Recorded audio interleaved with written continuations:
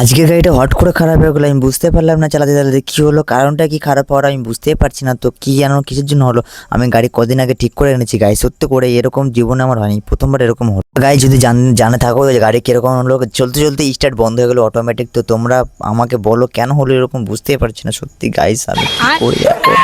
তো মাঝখানে চলতে চলতে আমার গাড়ি হট করে বন্ধ হয়ে গেলো, আমি বুঝতেই পারলাম না কেন বন্ধ হলো, কী কারণে বন্ধ হলো। এখানে দেখলাম ব্রেকের সমস্যা ছিল হালকা একটু, আর গিয়ারের প্রবলেম ছিল। তো ভাট না বকে চলো ভিডিওটা শুরু করি, তারপর পুরো ভিডিওটা দেখতে থাকো, অবশ্যই গাইজ অনেক ভালো লাগবে। ঠিক আছে চলো শুরু।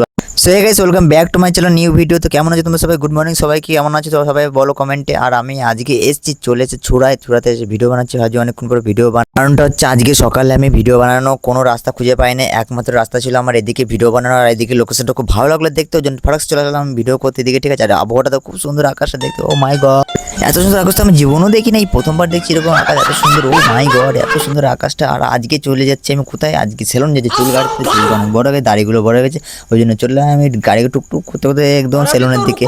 আর সেলুনটা আমাদের এইদিকে, আমি ভালো লাগে না চুল কাটতে, জন্য আমি যাই সেলুনে চুল কাটতে। এই ছোটো দোকানে ছোটো দেখতে পাচ্ছি সেলুনে চুল কাটছে একটা ছেলে, আমি তার জন্য বললো যে কজনে পরে, আমি বললো দুজনে পরে আছে, ঠিক আছে ঠিক কোনো ব্যাপার নাই, দুজনে পরে আমি চুল যে কাটিংটা দেবো। তোমরা মনে জীবনেও দেখো না এরকম কাটিং, আমি জীবনে প্রথমবার এরকম কাটতে চুল, আর আমি কোনোদিন কাটে, তার আগে একটা ছেলে কাটছিল, তারপরে আমি এখানে ঢুকেছি কাটতে, ওর কাটা হয়ে যাওয়ার পরে তো সেলুনের চুলটা অর্ধেক কাটা হয়ে গেছে, আমার দাড়িটাও কাটবে এর পরে। তো কিরকম লাগছে একটু কমেন্টে বলে দিও।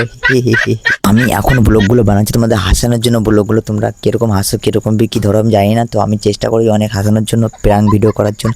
তো গাইস আমার চুলটা কাটানো হয়ে গেছে, তো কেমন লাগছে বলো একটু। ও মাই গড, সালমান খানের মতো লাগছে না? ও হো ইয়া, কিন্তু সেরা লুক দিয়েছে না গাইস, দেখো ও মাই গড, দেখে এসে হ্যান্ডসাম লাগে দেখে, কমেন্টে বলবে ঠিক আছে গাইস, করো না যেন। তো ওইখান থেকে আমি ডাইরেক্ট বেরিয়ে গেলাম, তারপরে গিয়ে আমাদের চণ্ডীতলা মন্দিরটা প্রণাম করে আমি একটু ওইখানে ভিডিও শ্যুট করলাম, তারপর গাড়ি স্টার্ট করে দেখলাম গাড়িটা গিয়ারে আছে, নিউট্রালে নেই গাড়িটা।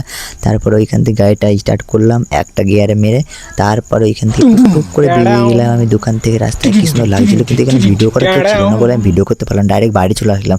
বাড়ি এসে আমি স্নান করার জন্য আমি তাতে তোমাদেরকে হাই করছিলাম যে স্নান করতে যাবো, এখন স্নান করে নেই, খাওয়া দাওয়া করে নেই, দুপুর হয়ে গেছে, লেট হয়ে গেছে। তো গাইস সেই যেটা দেখতে বড়, তোমার কমেন্টে একটু কেমন লাগলো। আমি নিজে এত তারিফ করতে চাচ্ছ না, তো তোমরা আছো বলো যে তোমাদের কাছে আমি বললাম, তোমরা আমাকে তারিফ করো, কিরকম লাগছে বলো। জীবনে প্রথমবার মনে নিজেকে একটু ওহো এই লাগছে দেখে, মনে হচ্ছে নিজের পুরো হচ্ছে একটু, বুঝতে পারো তো গাইস। তো তোমরা অবশ্যই কমেন্ট করতে বলো না কিরকম হয়েছে ভিডিওটা আজকের। ভিডিওটা যদি ভালো লাগে অবশ্যই লাইক করতে বলবে না, আর হ্যাঁ গাইস কমেন্টে জানিও কিন্তু কিরকম হয়েছে ভিডিওটা, অবশ্যই প্লিজ জানাবে ঠিক আছে। একটু আমিও তো পারলাম না, তো আমি যতটা চেষ্টা করলাম তোমাদের হাসানোর চেষ্টা করলাম। তো থ্যাংক ইউ, বাই বাই।